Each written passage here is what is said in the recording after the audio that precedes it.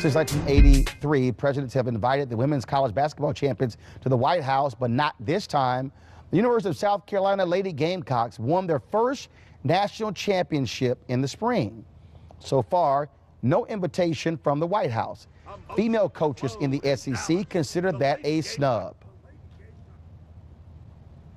It bothers me for them because I certainly think when you're inviting every other champion that it's a slap in the face. I feel like if South Carolina is the best team in the country and they've shown that and they've proven that and they won the national championship, they should be given the opportunity to do so.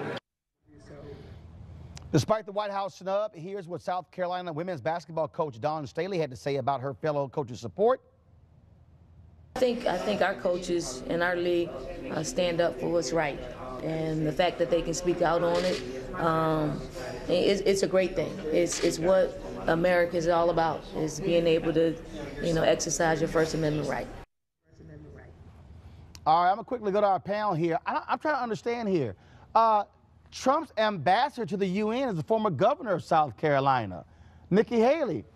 Why in the hell she won't say something like, yo, man, what's up, no invite? Well, I think what we've seen with the Trump administration, that by now they know that these schools, these teams, these leagues aren't coming. So they don't want to get rejected. They don't want to get rejected. You saw when he disinvited Steph Curry after he said he wasn't coming already, that now they're trying to stop the embarrassment of continuously being rejected by every sports team except for hockey. But here's the deal, though. He honored the Pittsburgh Penguins, who won the NHL title. Hockey. They were there. It was hockey. I get it. White sport. Yes. But again, so what? He's rejecting the coach led by a black woman? I mean, this is South Carolina. And they never said they would reject the invitation. Right, but they pick and choose, to your point, who they invite.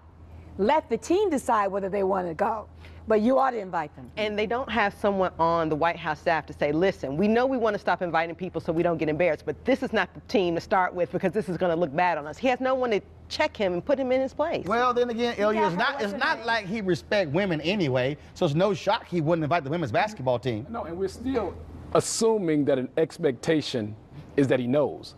I mean, this guy just absolutely has no clue. So I'm not even giving him the credit of knowing that he should. The people around him should know, as you mentioned before. South Carolina I'm not going to give them credit. Well, they should do better. And again, I think it does speak volumes to the lack of respect for women, because you did invite the men. Even if you weren't going to invite them, give some account of them having won. But you just don't dismiss the presence of those women having won the championship. All right, then. Hold tight 1 second. Weekdays on TV One. I will never lie to you. Oh, my God.